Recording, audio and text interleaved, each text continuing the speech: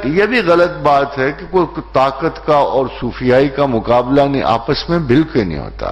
مقابلہ ہوتا ہے وراثت علمیہ کا اور ایک بے باک اور بے اصول طاقت کا ہوتا ہے۔ ایک شخص جو ہے وہ جاننے والا ہے اور ایک شخص کو خدا نے طاقت دی ہے، فزیکل پاور دی ہے۔ ان کا آپس میں مقابلہ جو ہے زیادہ امپورٹنٹ ہے۔ یہ مقابلہ،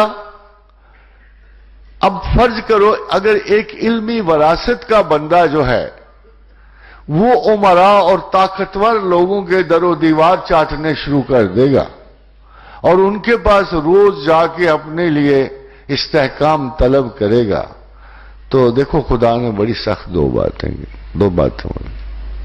وہ علم والا جس کو خدا نے علم دیا، جس کو خدا نے اپنی شناخت دی، اگر وہ امراء کے دروازوں پہ جائے گا تو خدا نے کہا کہ یہ اس کتے کی طرح ہے۔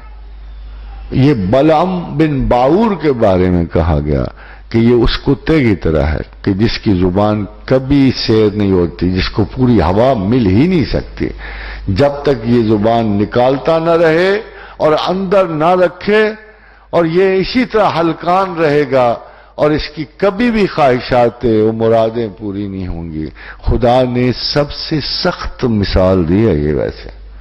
Out of all his decencies, how much does he hate a person؟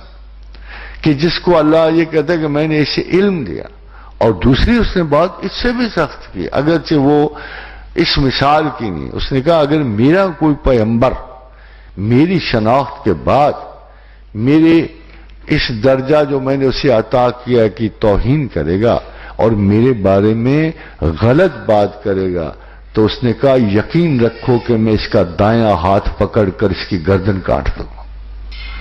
یہ خدا نے پیغمبر کے بارے میں کہا، اور پھر جنرل عالم کے بارے میں یہ کہا۔ اس علم کی سب سے بڑی جو تخصیص ہے جو بندے تک پہنچتی ہے، ایک تو اس کا جنرل کارڈر جو ہے بڑا اونچا ہو جاتا ہے کہ کبھی کبھی مطالعہ قرآن میں، مطالعہ کیفیت ذات میں انسان کے دل پر ایک ایسی منکسر، مضمحل، جذباتی اپج سی اترتی ہے، کبھی آنکھ سے چشمہ جاری ہو جاتا ہے، کبھی دل اتنا گداز ہو جاتا ہے قرآن پڑھتے ہوئے، حدیث پڑھتے ہوئے، ذکر خدا پہ، ذکر رسول پہ، کہ دل اس کیفیت میں رہنا چاہتا ہے۔ جب اس کیفیت میں رہنا چاہتا ہے، ایک اچانک دوسری کیفیت پیدا ہوتی ہے، شک کی، شبہ کی، اور وہ کیفیت زائل ہو جاتی ہے۔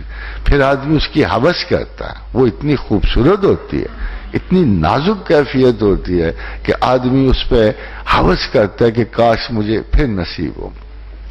تو یہ جو لمحاتی کیفیت ہے اس کو تجلی برقی عارضی کہتے ہیں۔ کتنی آسان ہے، مگر اگر آپ لفظوں پہ غور کرو، کتابیں پرولتے پھرو تو آپ کو نظر ہی نہیں آئے گی کہ کون سی کیفیت ہے یہ۔ مگر اصولت گریز ہماری عادت ہے، گریز ہماری عادت ہے، اور کسی بھی وجہ سے ہم اللہ سے گریز کر سکتے ہیں۔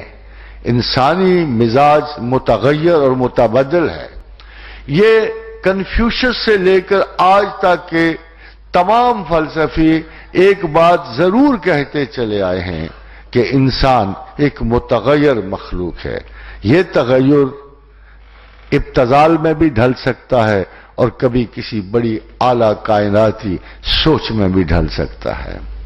اس لیے خدا کے ساتھ انسانی ریلیشن متواتر اور مسلسل ایک جیسا نہیں رہ سکتا۔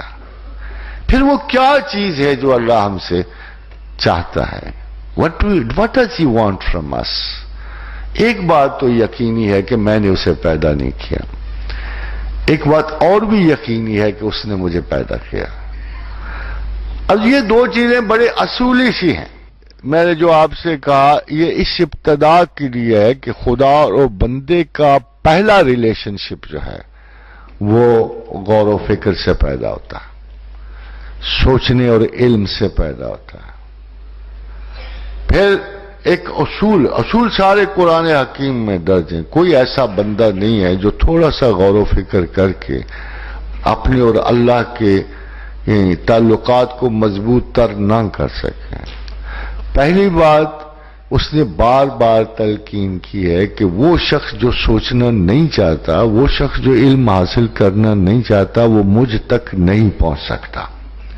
اور دوسری بات جو اس نے کی وہ بڑی واضح ہے، وَأَمَّا مَنْ خَافَ مَقَامَ رَبِّهِ وَنَهَى النَّفْسَ عَنِ الْهَوَىٰ، جس نے میرے خلاف کھڑا ہونے سے گریز کیا، اس نے اپنے نفس اور ہوا کی مخالفت کی۔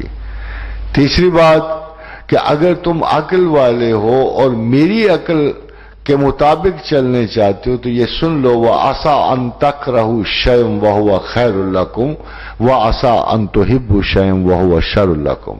جس چیز سے تم کراہت کھاتے ہو اس میں خیر ہوتی ہے، جس چیز سے تم محبت رکھتے ہو اس میں شر ہوتا ہے۔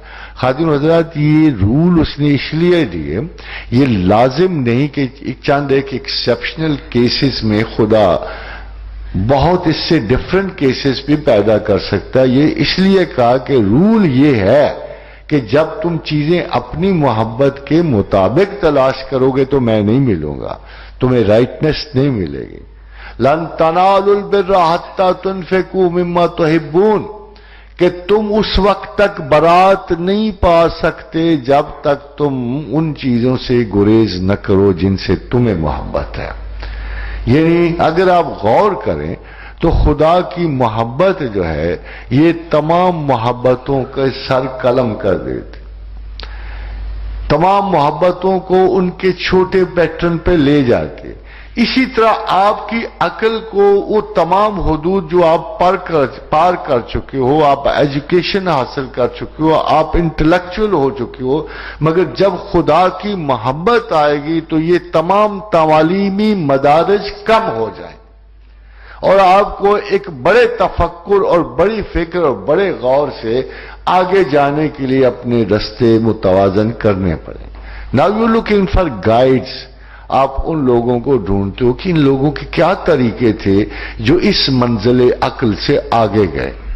لانگ بیفور، میں صرف آپ کو ایک جملے میں اگر دو چار چیزیں بتا دوں کہ تمام تصوف آؤٹ گروتھ آف مائنڈ کا نام ہے۔ It's outgrowth. Outgrowth کیا ہے کہ میں ایک درجہ علم سے دوسرے درجہ علم میں ترقی جو کرتا ہوں تو مجھے اپنا پچھلے جتنے بھی حالات ہیں وہ اگر ٹائم حائل نہ ہو تو احمقانہ نظر آئیں گے۔ میں اپنے بچپن کو آج دیکھتا ہوں تو میں ہنسنے کے قابل ہے۔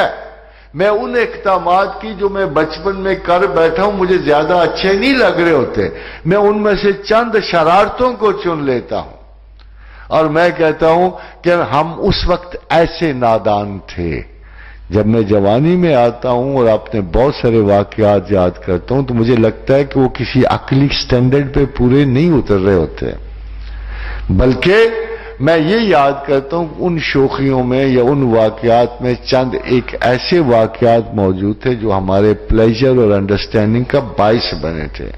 مگر اس سے آگے بڑھتے ہوئے تمام تر عقل کے چھوٹے چھوٹے مدارج حل کرتے ہوئے جب میں اعلیٰ ترین عقلی سند کو پا جاتا ہوں، میں پی ایچ ڈی کر جاتا ہوں، میں اعلیٰ ترین آفیشل مناصب پا جاتا ہوں تو پھر میں کہتا ہوں کہ now there is know body like me. اگر میں اس جملے تک رک گیا کہ دیر از نو بڈی لائک می تو میں وہاں فوت ہو جاتا ہوں۔ میں زندہ رہتا ہوں عقلی مدارج کی بڑھنے کے ساتھ، میں صرف خدا کے ساتھ زندہ رہتا ہوں۔ ہر چیز ختم ہو جاتی ہے، ہر چیز کی لمیٹیشنز ہیں، دنیاوی عقل کی حدود ہیں، اس کی انفارمیشن کی حدود ہیں، اس کے تعلق کی حدود ہیں، یہ ساری ختم ہو جاتے ہیں۔ پھر کیا انسان تعلیم کے حصول کی خواہش چھوڑ دیتا ہے؟ کیا پھر میں لرن کرنا، سبق سیکھنا، جاننا بند کر دیتا ہوں؟ یہ صرف وہ لوگ اس کے بعد زندہ رہتے ہیں جو خدا سے علم کی توقع رکھتے ہیں، صرف آپ کی ترقی، آپ کا ذہن اس وقت تک درجہ بدرجہ ترقی پذیر رہتا ہے جب علم کی مرکزیت اللہ کے پاس ہے اور آپ اسے خدا کے پاس سے تلاش کر رہے ہو. یہی لوگ صوفی کہلاتے ہیں. یہ لوگ دانشور ہیں جو رفتہ رفتہ اپنے جذباتی تحصیلوں سے ہٹ کر، خواہشاتی تحصیل سے ہٹ کر بالآخر خدا کو حاضر و ناظر مانتے ہوئے، عالم الغیب و شہادت مانتے ہوئے بالآخر یہ آرزو رکھتے ہیں کہ اللہ ہمیں زندہ رکھے گا مزید انفارمیشن، مزید علم، مزید اخلاص کے ساتھ. خادم حضرات، اللہ کی علوم میں اور دوسرے علوم میں ایک بہت بڑا فرق ہے. اللہ کی علوم پر کچھ حد بندیاں لگی ہوئی ہیں. بندہ اگر ان کو سیکھنے کا خواہش مند ہوگا تو اس کو کچھ حد بندیوں کا خیال رکھے گا. آپ نے MBBS کرنا ہے، آپ نے MSc کرنا ہے، آپ کو کسی اخلاقی پابندی کی ضرورت نہیں. جو مرضی کرتے پھر چوریاں کرو، ڈاکے مارو، آپ قانون کی حد میں نہیں آؤ گے. آپ ہمیشہ ڈگری کے اہل ہی سمجھے جاؤ گے. There is no moral binding on the achievement of a physical worldly degree on you. ایک فرق بہت بڑا آپ کو بتا کہ تحصیل علم دنیا کے لیے کوئی ایسی پابندی نہیں ہے کہ ایک illicit ریلیشن پہ آپ کو MBBS کی ڈگری ایشو نہ ہو، یا کسی حماقت ٹریفک کے لا توڑنے کی وجہ سے آپ کے کوئی گریجویشن کینسل نہیں کرتا. مگر خدا کے رستے میں یہ ٹیسٹ ایکول لیول پہ، ایموشنل سطح پہ بھی ہوتا ہے، اخلاقی سطح پہ بھی ہوتا ہے. کسی جرم کی آشنائی ایسی جو آپ جب تک صفائے قلب سے نہیں سوچو گے، جب تک اپنے ان